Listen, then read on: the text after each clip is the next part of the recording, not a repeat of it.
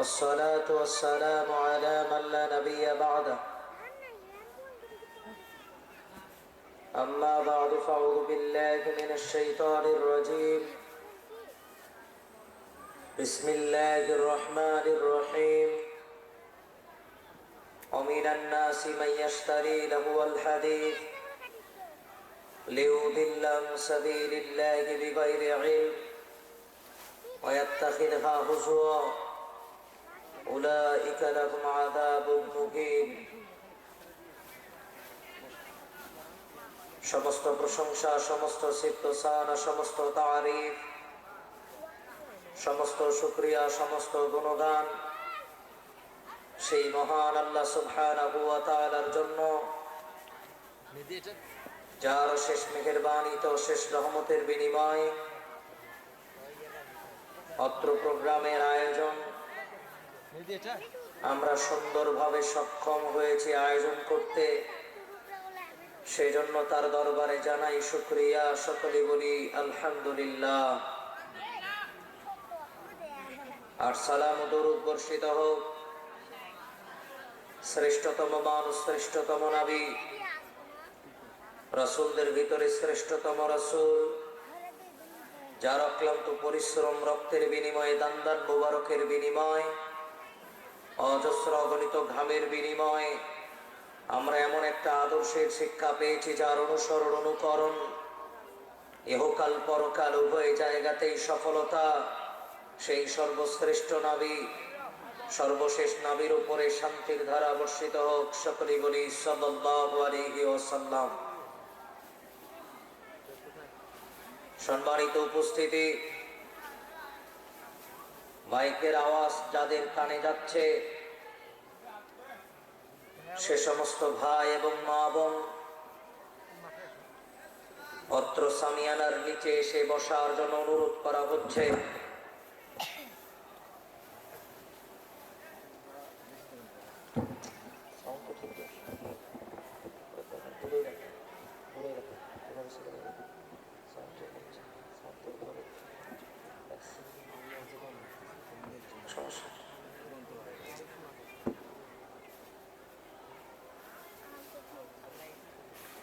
সংক্ষিপ্ত সময়ে আপনাদের সম্মুখে যে বিষয় নিয়ে কথা বলার চেষ্টা করব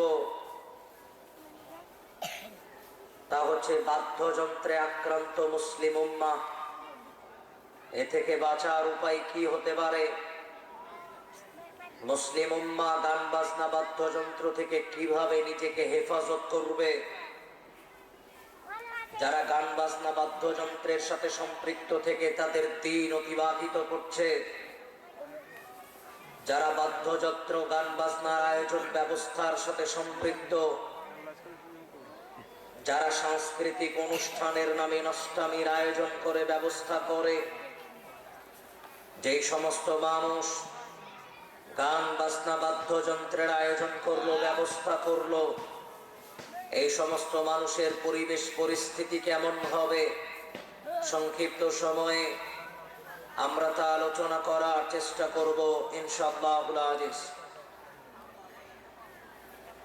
বলতে চাচ্ছিলাম, বর্তমান সময়ে আমাদের এই যুবক, এই মুসলিম উম্মাহ যারা গান বাজনা বাদ্যযন্ত্রের সাথে সম্পৃক্ত থেকে তার দিন অতিবাহিত করার চেষ্টা করে, গান বাজনা বাদ্যযন্ত্রের সাথে সম্পৃক্ত থেকে তারা তাদের সময় অতিবাহিত করার চেষ্টা করে। গান বাজনা বাদ্যযন্ত্র যে পাপ, গান বাজনা বাদ্যযন্ত্র যে মহা বড় অপরাধ, এই অপরাধ বোধ ভিতরে কাজ করে না।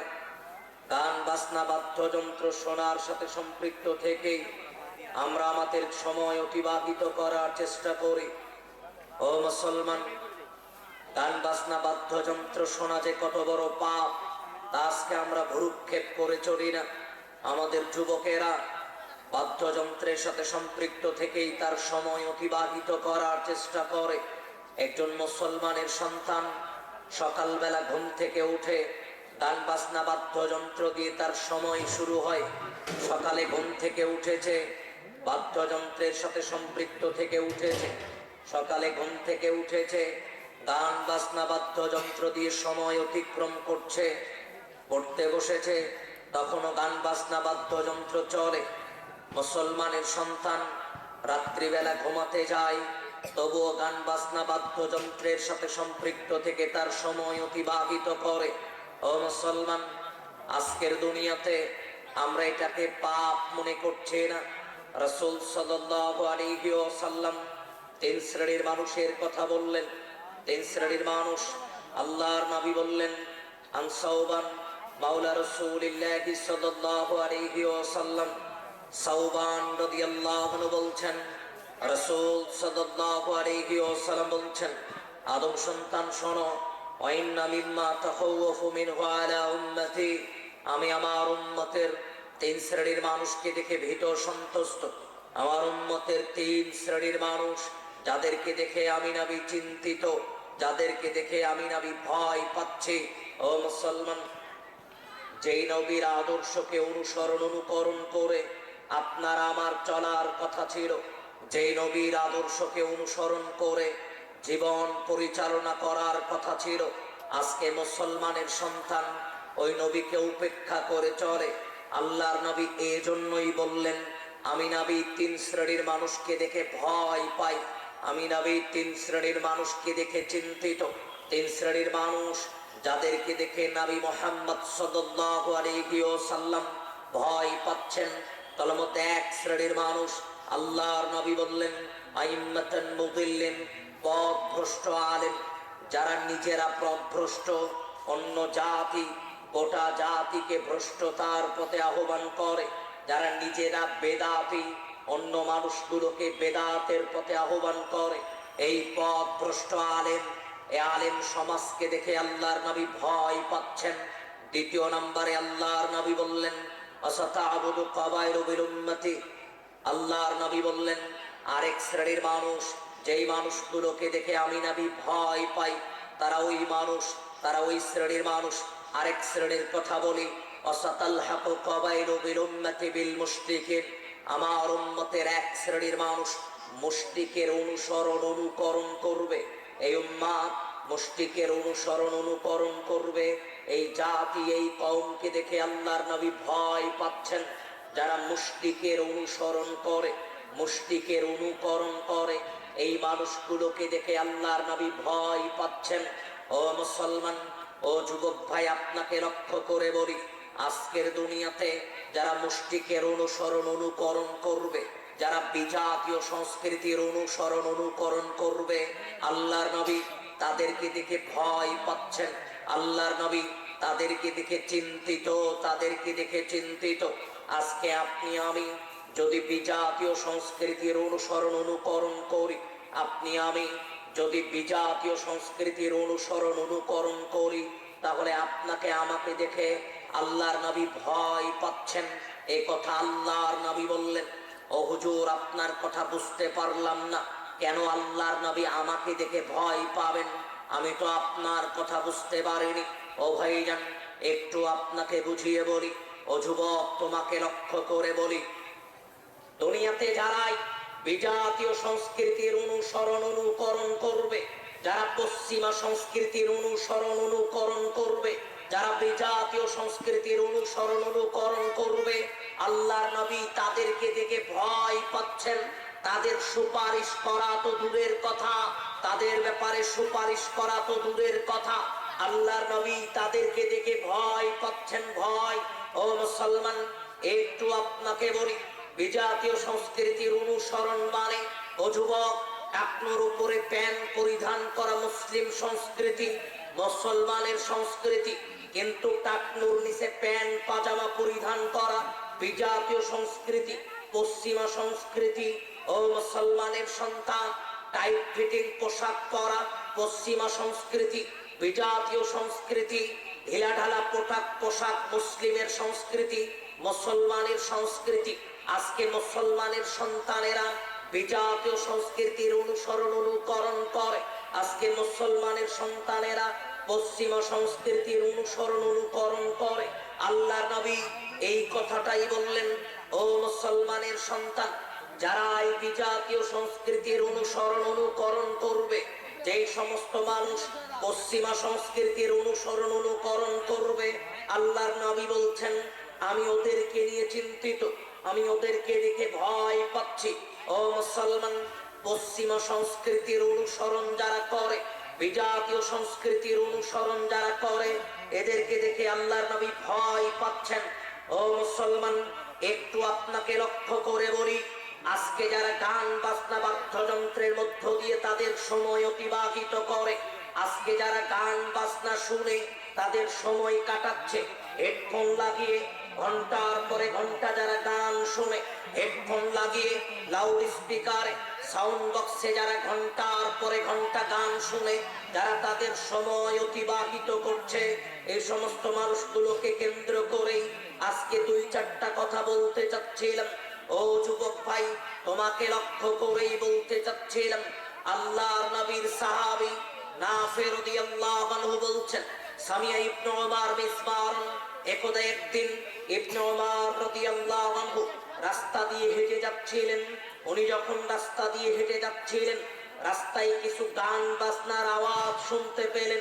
যখনই তিনি গান বাজনার আওয়াজ শুনতে পেলেন, ও যুবক, তোমাকে লক্ষ্য করে বলি ভাই, আল্লাহর নবী বললেন গান বাজনা বাদ্যযন্ত্রের আওয়াজ ইবনে ওমর রাদিয়াল্লাহু আনহু যখনই শুনতে পেলেন, নাফে রাদিয়াল্লাহু আনহু বলছেন, উনি সাথে সাথে ফাওদা ইসবাইহি আলা উযুরিহি, এই দুই আঙ্গুল তার কানের ভিতরে ঢোকালেন। নানিত তরিক, রাস্তা অতিক্রম করে বহুদূর চলে গেলেন। গান বাজনা বাদ্যযন্ত্রের আওয়াজ শোনার পরে উনি রাস্তা অতিক্রম করে বহুদূর চলে গেলেন। ভাই সাউন্ডটা কমাই দেন, এটা ক্লিয়ার হচ্ছে না, চ্যানচেন বেশি করছে, কমাই দেন একটু। সাউন্ড জোরে দিয়ে গেল, এটা আরো চ্যানচেন করতেছে, কমাই দেন। ইকো হচ্ছে বেশি, সাউন্ড কমাই দেন, মানে ইয়ে হচ্ছে বেশি অযথা সাউন্ড। ও যুবক ভাই, আপনাকে লক্ষ্য করে বলি, রাসূল সাল্লাল্লাহু আলাইহি ওয়াসাল্লাম বলছেন, একদা একদিন নাফে রাদিয়াল্লাহু আনহু বলছেন, ইবনে ওমর রাদিয়াল্লাহু আনহু রাস্তা দিয়ে যখন হেঁটে যাচ্ছিলেন, গান বাজনা বাদ্যযন্ত্রের আওয়াজ শুনতে পেলেন। উনি কানের ভিতরে তার আঙ্গুলটা ঢুকিয়ে দিলেন। নানিত তরিক, রাস্তা অতিক্রম করে বহুদূর চলে গেলেন। উনি যখন বহুদূর চলে গেলেন, এরপরে নাফে রাদিয়াল্লাহু আনহুকে জিজ্ঞেস করছেন, ও নাফে, হাল তাসমাউ শাইয়ান, তুমি কি আর বাদ্যযন্ত্রের আওয়াজ শুনতে পাও? ও নাফে, গান বাজনা বাদ্যযন্ত্রের আওয়াজ কি আর শোনা যাচ্ছে? নাফে রাদিয়াল্লাহু আনহু বললেন, বলতো না, আর তো বাদ্যযন্ত্রের আওয়াজ শোনা যায় না, আর তো গান বাজনার আওয়াজ শোনা যায় না। এবার নাফে রাদিয়াল্লাহু আনহু ইবনে ওমর রাদিয়াল্লাহু আনহু কান থেকে তার আঙ্গুল হটালেন। এবার তিনি বলছেন, শোনো, আমি যেমন আল্লাহর নবীকে একদিন দেখেছিলাম, আল্লাহর নবী বাদ্যযন্ত্রের আওয়াজ শোনার পরে কানে আঙ্গুল ঢুকিয়ে দিয়েছেন। বাদ্যযন্ত্রের আওয়াজ যতক্ষণ শোনা গেছে ততক্ষণ তিনি তার কানে আঙ্গুল ঢুকিয়ে দিয়ে রেখেছেন। দূরে গিয়ে বাদ্যযন্ত্রের আওয়াজ যখন শোনা যাচ্ছে না, তারপরে কান থেকে আঙ্গুল বের করেছেন। ও যুবক ভাই, তোমাকে বলতে চাচ্ছিলাম, তোমার নবী বাদ্যযন্ত্রের আওয়াজ শোনার পরে কানে আঙ্গুল দিয়েছে, তোমার নবী বাদ্যযন্ত্রের আওয়াজ শোনার পরে কান থেকে আঙ্গুল ঢুকিয়ে দিয়েছেন, দূরে গিয়ে বের করেছেন। আজকে মুসলমানের সন্তানেরা গান বাজনা বাদ্যযন্ত্র তার কানের ভিতরে ঢুকিয়ে নিয়েছে। আজকে যেখানেই যাবেন গান বাজনা বাদ্যযন্ত্র চলছে, যেখানেই যাবেন গান বাজনা বাদ্যযন্ত্র চলছে। আপনি দোকানে যান, গান বাজনা বাদ্যযন্ত্র চলছে। আপনি বাড়িতে যান, গান বাজনা বাদ্যযন্ত্র চলছে। আপনি বাসে উঠেন, গান বাজনা বাদ্যযন্ত্র চলছে। যেখানেই যাবেন সেখানেই বাদ্যযন্ত্র চলে, যেখানেই যাবেন সেখানেই গান বাজনা বাদ্যযন্ত্র চলছে। মুসলমানের সন্তান আজকে বাদ্যযন্ত্রকে অবজ্ঞা করে না। মুসলমানের সন্তান বাদ্যযন্ত্র থেকে বিরত থাকতে হবে। গান বাজনা বাদ্যযন্ত্র যে হারাম, এটা মুসলমানের সন্তান আজকের দুনিয়াতে মনে করে না, মনে করার চেষ্টা করে না। ও ভাইজান, আর একটু আপনাকে লক্ষ্য করে বলি, ও যুবক ভাই, আপনাকেও বলি, আপনি আজকে মনে করছেন গান বাজনা বাদ্যযন্ত্র শুনছি, এটা আবার কেমন কত বড় পাপ হলো, এটা আবার কেমন পাপ। জি হ্যাঁ, আপনাকে লক্ষ্য করেই বলি, দেখেন আল্লাহ কি বলছেন, অমিনান নাসি মান ইয়াশতারি লাহুল হাদিস লিউদিল্লা আন সাবিলিল্লাহি বিগাইরি ইলম ওয়া ইয়াত্তাখিযুহা হুজুয়া। ও আদম সন্তান শোনো, দুনিয়াতে যারা গান বাজনা বাদ্যযন্ত্রের আয়োজন করলো, যারা সাংস্কৃতিক অনুষ্ঠানের নামে গান বাজনা বাদ্যযন্ত্রের আয়োজন করে, যারা সাংস্কৃতিক অনুষ্ঠানের নামে নর্তকী ভাড়া করে এনে নাচায়, যারা সাংস্কৃতিক অনুষ্ঠানের নামে লাউড স্পিকার মাইক ভাড়া করে ঘন্টার পরে ঘন্টা সারা রাত যাবত মানুষকে গান বাজনা বাদ্যযন্ত্র শোনায়, আল্লাহর নবী বললেন আল্লাহ বলছেন লিউদিল্লান সাবিলিল্লাহ, আল্লাহ রাস্তা থেকে মানুষকে দূরে নিয়ে আসার জন্য গান বাজনা বাদ্যযন্ত্রের আয়োজন করে, ব্যবস্থা করে। এই সমস্ত মানুষগুলোকে আল্লাহ অপমানজনক লাঞ্ছনাদায়ক শাস্তি প্রদান করবেন। আমি আপনাকে একটু বুঝিয়ে বলি, অত্র আয়াতে আল্লাহ দুইটা কথা বললেন। ও যুবক ভাই, আল্লাহ দুইটা কথা বললেন। এক, আল্লাহ বলছেন যারা বাদ্যযন্ত্রের আয়োজন করবে, ব্যবস্থা করবে, কেন? মানুষকে আল্লাহ রাস্তা থেকে দূরে নিয়ে আসার জন্য। তার মানে গান বাজনা বাদ্যযন্ত্র মানুষকে আল্লাহ রাস্তা থেকে দূরে নিয়ে যায়। একজন মানুষ যতক্ষণ গান শুনবে, একজন মানুষের কানে যতক্ষণ গান বাজনার আওয়াজ ঢুকবে, একজন মানুষের কানে যতক্ষণ এই বাদ্যযন্ত্রের আওয়াজ ঢুকবে, ততক্ষণ তার কানে আল্লাহর কথা ঢুকবে না, ততক্ষণ সেই মানুষ আল্লাহর কোনো কথা তার কানে প্রবেশ করবে না। এর জন্যই আল্লাহ বলছেন, শোনো, যারা আল্লাহ রাস্তা থেকে মানুষকে দূরে নিয়ে আসার জন্য গান বাজনার আয়োজন করলো, এদের জন্য অপমানজনক লাঞ্ছনাদায়ক শাস্তি রয়েছে। অত্র আয়াতে আমি যেটা বোঝাতে চাইলাম, যেই কথাটা নোট করতে হবে, আল্লাহ বললেন লিউদিল্লান সাবিলিল্লাহ, যারা এই বাদ্যযন্ত্রের আওয়াজ শুনবে, যারা গান বাজনা শুনবে, যারা বাদ্যযন্ত্র শুনবে, এরা আল্লাহ রাস্তা থেকে বহু দূরে চলে যাবে। আমি যদি বাদ্যযন্ত্র শুনি, আমি যদি গান শুনি, তাহলে ততক্ষণ আমি আল্লাহ রাস্তা থেকে দূরে থাকবো। যতক্ষণ আমি গান শুনবো, যতক্ষণ আমি বাদ্যযন্ত্র শুনবো, ততক্ষণ আমি আল্লাহ রাস্তা থেকে বহু দূরে থাকবো। এ কথাই রাসূল আল্লাহ সুবহানাহু ওয়া তাআলা বলছেন। এই কথাটা একটু মনে রাখতে হবে ভাই। আল্লাহ বলছেন গান বাজনা বাদ্যযন্ত্র মানুষকে আল্লাহ রাস্তা থেকে বহু দূরে নিয়ে যায়। শুধু এই কথাই নয়, আনাবি মালিক আল-আশআরী রাদিয়াল্লাহু আনহু قال, আবু মালিক আশআরী রাদিয়াল্লাহু আনহু বলছেন, قال রাসূলুল্লাহ সাল্লাল্লাহু আলাইহি ওয়াসাল্লাম, রাসূল সাল্লাল্লাহু আলাইহি ওয়াসাল্লাম বলছেন, আদম সন্তান শোনো, লা ইয়াকুনান্না মিন উম্মতি আকওয়াম, আমার উম্মতের এক শ্রেণীর মানুষ, লা ইয়াকুনান্না মিন উম্মতি আকওয়াম ইস্তাহিল্লুনাল হিরা ওয়াল হারির ওয়াল খামরু ওয়াল মাআজিফা, আমার উম্মতের এক শ্রেণীর মানুষ যারা চারটা হারাম কাজকে হালাল মনে করবে, চারটা অবৈধ কাজকে বৈধ মনে করবে, চারটা হারাম কাজকে স্বাভাবিক মনে করবে। আমার উম্মতের এক শ্রেণীর মানুষ এমন একটা জামানা অতিক্রম করবে, এমন একটা সময় অতিক্রম করবে, যে সময়, যে জামানায় চারটা হারাম কাজকে তারা হালাল মনে করবে। এক, জেনা ব্যভিচারকে তারা বৈধ মনে করবে, হালাল মনে করবে। জেনা ব্যভিচার যে পাপ, এটা মানুষ পাপ মনে করবে না। অবৈধ সম্পর্ক যে পাপ, এটা মানুষ পাপ মনে করবে না।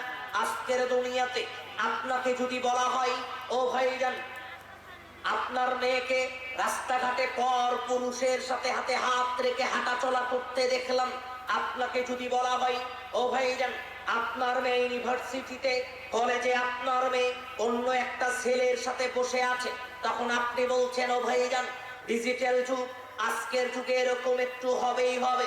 ও ভাইজান, এ কথায় আল্লাহর নবী বললেন, জেনা ব্যভিচারকে তারা পাপ মনে করবে না, জেনা ব্যভিচারের মতো খারাপ পাপকে তারা পাপ মনে করবে না।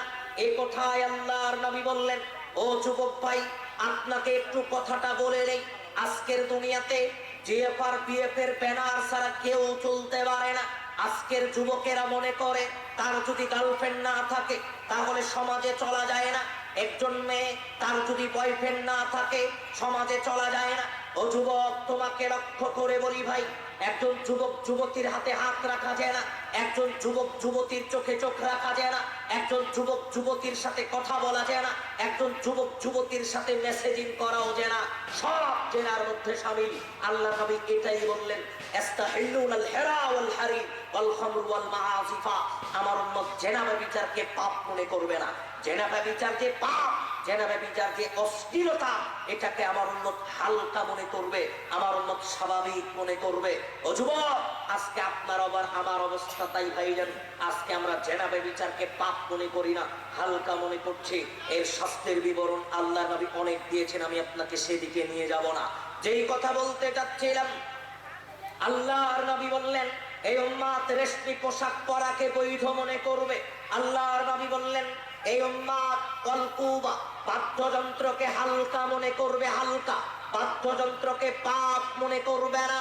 বাদ্যযন্ত্র যে পাপ, যে এই বাদ্যযন্ত্র গান বাজনা শোনা যে পাপ, এই উম্মত পাপ মনে করবে না।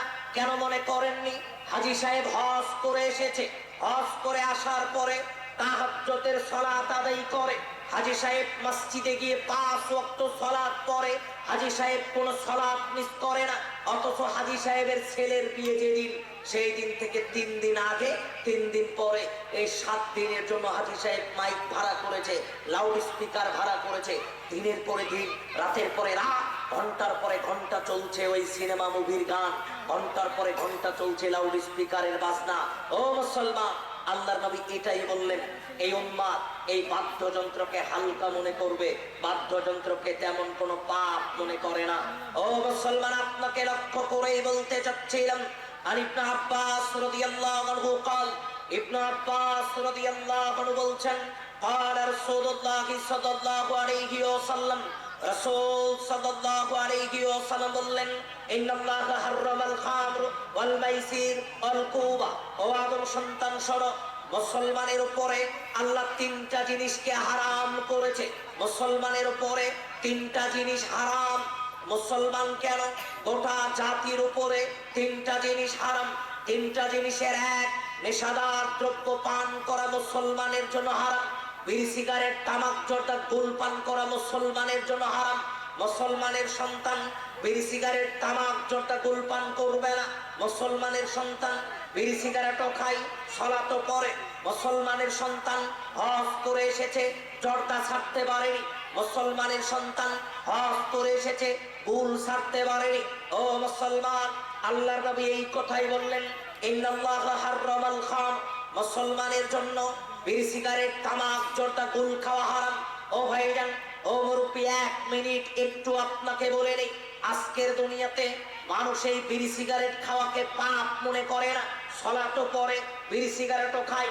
হাজী সাহেব হজ করে এসেছে, জর্দা খায়। হাজী সাহেব হজ করে এসেছে, বিড়ি সিগারেট ছাড়তে পারেনি। আরে মুসলমান, আল্লাহর নবী বললেন লিমান শারিবাল খামর, কোন মানুষ যদি একবার বিড়ি সিগারেটে মুখ দেয়, লাম তুকবার লাহু সালাতুন 40 সাবাহান, আগামী 40 দিন পর্যন্ত তার আর কোনো ইবাদতই কবুল হবে না। একবার বিড়ি সিগারেটে মুখ দিলে যদি 40 দিন ইবাদত কবুল না হয়, তাহলে আপনি বিড়ি সিগারেট নিয়ে মসজিদে ঢুকছেন পকেটে নিয়ে, আপনি বিড়ি সিগারেট মসজিদের উজুখানায় ফেলে দিয়ে মসজিদে ঢুকলেন কি করে? একবার বিড়ি সিগারেটে মুখ দিলে তো 40 দিন পর্যন্ত আল্লাহ আপনার কোনো ইবাদতই কবুল করবে না, আল্লাহ আপনার কোনো দোয়াই কবুল করবে না। তাহলে হিসাব বড় জটিল মুরব্বী। আমি আপনাকে বিড়ি সিগারেটের আলোচনা শোনাতে আসিনি, কথার পরিপ্রেক্ষিতে বললাম। আল্লাহর নবী 3টা কথা বললেন। এক, বললেন বিড়ি সিগারেট তামাক জর্দা। দ্বিতীয় নম্বরে বললেন আল মাইসির, জুয়া খেলা, জুয়া। ও যুবক, তোমাকে লক্ষ্য করে বলি ভাই, অনলাইনে ব্যাটিং এর নামে আজকের যুবকেরা এই মোবাইলের মাধ্যমে জুয়া খেলে। অনলাইনে ব্যাটিং এর নামে লক্ষ লক্ষ টাকা কামাই করার আশায়, ইনকাম করার আশায় তারা জুয়ায় মেতে গেছে। আর যুবক, জুয়া খেলা মুসলমানের জন্য হারাম। আল্লাহর নবী স্পষ্ট ভাষায় বলছেন মান ক্বালা লি সাহিবিহি, তোমাদের মধ্যে একজন আরেকজনকে ডাকলো, একজন আরেকজনকে আহ্বান করলো, আসো ভাইজান জুয়া খেলবো। এটা শুধু মুখ দিয়ে বললো, সহজ কথায় বলে যুবক, একটু আপনি বুঝতে পারবেন, তুমি বুঝতে পারবা ভাই। আজকে আইপিএল বিপিএল কে খেলাকে কেন্দ্র করে আমি ফোন করলাম আমার বন্ধুকে, বন্ধু তুমি অমুক দল দিবা, আমি অমুক দল। ও বন্ধু, তুমি জিতলা দিবা 10,000, আমি জিতলে দিব 15,000। এই কথা বললাম সকাল 9টায়, খেলা হবে রাত্রি 9টায়। ও যুবক, এই খেলা পর্যন্ত বসে থাকতে হবে না। মুখ দিয়ে বললাম কেন? এর জন্যই ফালিয়াতা সদ্দা, 10 জন মিসকিনকে 1.5 কেজি করে চাল দিতে হবে। এই কথা আল্লাহর নবী বলছেন। দুনিয়ার এক আশ্চর্য পাপ, তা করতে হয় না, মুখ দিয়ে বললেই সেটা হয়ে যায়। আপনি বলেছেন আমি যাব অমুক জায়গায় যাব, ওই জায়গায় গিয়ে আমরা মদ খাবো। আপনি বললেন আমি বগুড়া শহরে যাব, ওইখানে গিয়ে মদ খাবো। বলেছেন সকালবেলা যাবেন, রাত্রিবেলা বলেছেন রাত্রিবেলার গেলেন না, আল্লাহ আপনার পাপ লিখবে না। কিন্তু যে না এই জুয়া, জুয়া যখনই বলেছেন তখনই আপনাকে 10 জন মিসকিনকে সোয়া কেজি করে চাল দিতে হবে, নতুবা এই পাপের কাফারা আদায় হবে না। এটা এক আশ্চর্য পাপ। ও যুবক ভাই, এই জন্যই বলতে চাচ্ছিলাম, রাসূল সাল্লাল্লাহু আলাইহি ওয়াসাল্লাম বললেন আল মাইসির, জুয়া খেলা মুসলমানের জন্য হারাম। অল কুবা, বাদ্যযন্ত্র মুসলমানের জন্য হারাম। মুসলমানের সন্তান গান বাজনা বাদ্যযন্ত্র শিক্ষা গ্রহণ করবে না। মুসলমানের সন্তান গান বাজনা বাদ্যযন্ত্র শিখবে না। এই কথায় আল্লাহর নবী রাসূল সাল্লাল্লাহু আলাইহি ওয়াসাল্লাম বলছেন। আনাস রাদিয়াল্লাহু আনহু قال, আনাস রাদিয়াল্লাহু আনহু বলছেন। এর আগে আপনাকে আরেকটা হাদিস পড়ি। আনবী উমামা রাদিয়াল্লাহু আনহু قال, উমামা রাদিয়াল্লাহু আনহু বলছেন قال রাসূলুল্লাহ সাল্লাল্লাহু আলাইহি ওয়াসাল্লাম, রাসূল সাল্লাল্লাহু আলাইহি ওয়াসাল্লাম বলছেন লা তাবিউল কায়নাত ওয়ালা তাশকারুহুন্না ওয়ালা তুআল্লিমুহুন্না ওয়া সামারুহুন্না হারাম। মুসলমানের সন্তান শোনো, মুসলমানের সন্তান গান বাজনা বাদ্যযন্ত্র শিক্ষা গ্রহণ করবে না। মুসলমানের সন্তান নর্তকী ভাড়া করে আনবে না। মুসলমানের সন্তান ঢোল তবলা ক্রয় বিক্রয় করবে না। মুসলমানের সন্তানের জন্য সব হারাম। গান বাজনা বাদ্যযন্ত্র দিয়ে উপার্জিত সম্পদ হারাম। ও মুসলমান, আমি আপনাকে বলতে চাচ্ছিলাম, বোঝাতে চাচ্ছিলাম, ও যুবক ভাই আপনাকে বলতে চাচ্ছিলাম, আল্লাহর নবী বললেন মুসলমানের সন্তান গান বাজনা শিখবে না, এটা তার জন্য হারাম। মুসলমানের সন্তান গান বাজনা শুনবে না, এটা তার জন্য হারাম। ওই স্কুলে আমার সন্তানকে ভর্তি করানো হারাম। ওই স্কুলে আমার সন্তানকে ভর্তি করানো হারাম। যে স্কুলে গান শেখানো হয়, যে স্কুলে ঢোল তবলা শিক্ষা দেওয়া হয়, যে স্কুলে হারমোনিয়াম পিয়ানো শিক্ষা দেওয়া হয়, যে স্কুলে ড্যান্স নৃত্য শেখানো হয়, ওই স্কুলে আমার সন্তানকে ভর্তি করানোই হারাম। আল্লাহ আমাকে প্রথমেই বলেছে ওর বারান্দায় তোমাকে যাওয়া হারাম। ওই স্কুলে ভর্তি ফরম তোমার কেনা হারাম। ওই স্কুলে তোমার সন্তানকে নিয়ে যাওয়া হারাম। তোমার সন্তান যেন গান বাজনা না শেখে। এই তো কিছুদিন আগের কথা, গানের শিক্ষক প্রত্যেকটা স্কুলে দেওয়া হবে, এই আন্দোলন করা হলো। হুজুরের আন্দোলন করলো, গানের শিক্ষক স্কুলে দেওয়া যাবে না। তারপরে আরেক শ্রেণীর মানুষ, এলিট শ্রেণীর মানুষের আন্দোলন করলো, গানের শিক্ষক দিতে হবে। আপনি আপনার এলাকার স্কুলে খবর নেন, প্রাথমিক লেভেলের স্কুল কয়েক লক্ষ টাকা দামের পিয়ানো স্কুলে দেওয়া হয়েছে, যাতে ছাত্রদেরকে পিয়ানো শিক্ষা দেওয়া হয়। এটা মুসলমানদের ঈমান বিধ্বংসের জন্য, মুসলমানদের ঈমান নষ্ট করার প্রচেষ্টা এটা করা হয়েছে। আমি আপনাকে বলতে চাচ্ছিলাম, গান বাজনা বাদ্যযন্ত্র মুসলমানের জন্য হারাম, শিক্ষা গ্রহণ করাও হারাম। আনাস রাদিয়াল্লাহু আনহু قال, আনাস রাদিয়াল্লাহু আনহু বলছেন قال রাসূলুল্লাহ সাল্লাল্লাহু আলাইহি ওয়াসাল্লাম, রাসূল সাল্লাল্লাহু আলাইহি ওয়াসাল্লাম বলছেন লা ইয়াকুনান্না মিন হাযিহিল উম্মাহ, আমার উম্মত এমন একটা সময় অতিক্রম করবে, আমার উম্মত এমন একটা জামানা অতিক্রম করবে, এক শ্রেণীর মানুষ, এক শ্রেণীর উম্মত এমন একটা জামানা অতিক্রম করবে, এমন একটা সময় অতিক্রম করবে। আল্লাহর নবী বললেন খসফুন খসফুন আমাসফুন, তিনটা বিপদ তাদের উপরে নেমে আসবে। তিনটা বিপদ আল্লাহ তাদের উপরে দিবেন। তিনটা বিপদ দিবেন তিনটা পাপের কারণে। তিনটা বিপদ দিবেন তিনটা পাপের কারণে। ইদা শারিবুল খমর, যখন আমার উম্মত বেশি বেশি মদ পান করবে, তখন তাদের উপরে তিনটা বিপদ আসবে। তখন যখন আমার উম্মত বেশি বেশি নর্তকী নিয়ে মেতে থাকবে, গান বাজনা বাদ্যযন্ত্র নিয়ে মেতে থাকবে, আমার উম্মত গান বাজনা বাদ্যযন্ত্রের সাথে সম্পৃক্ত থাকবে, তখন আমার উম্মতের উপরে তিনটা বিপদ আসবে। তিনটা বিপদ কি? মাঝে মাঝে ভূমিধস হবে, অন্য জাতিকে দিয়ে এই জাতিকে নির্যাতন করা হবে, এই জাতির আকার আকৃতি বিকৃত করে দেওয়া হবে। যখন এই উম্মাত বেশি বেশি গান বাজনা শুনবে, যখন এই উম্মাত বেশি বেশি নর্তকীর সাথে মত্ত থাকবে, তখন এই উম্মতের উপরে তিনটা বিপদ আল্লাহ দিবেন। তিনটা বিপদ আল্লাহ দিবেন। মাঝে মাঝেই ভূমিধস হবে, ভূমিকম্প হবে, মাঝে মাঝেই অন্য কোনো জাতিকে দিয়ে জাতিকে নির্যাতন করা হবে, এই জাতির আকার আকৃতিকে বিকৃত করে দেওয়া হবে। তিনটা বিপদ আসবে তিনটা পাপের কারণে। তার মধ্যে একটা পাপ হচ্ছে যখন এই উম্মাহ বেশি বেশি গান বাজনা বাদ্যযন্ত্রের সাথে জড়িত থাকবে, তখন এই উম্মতের উপরে আল্লাহ তিনটা বিপদ দিবেন। তারপরে হিসাব জটিল। মুসলমান, আপনাকে আমাকে একটু হলেও চিন্তা ভাবনা করা দরকার।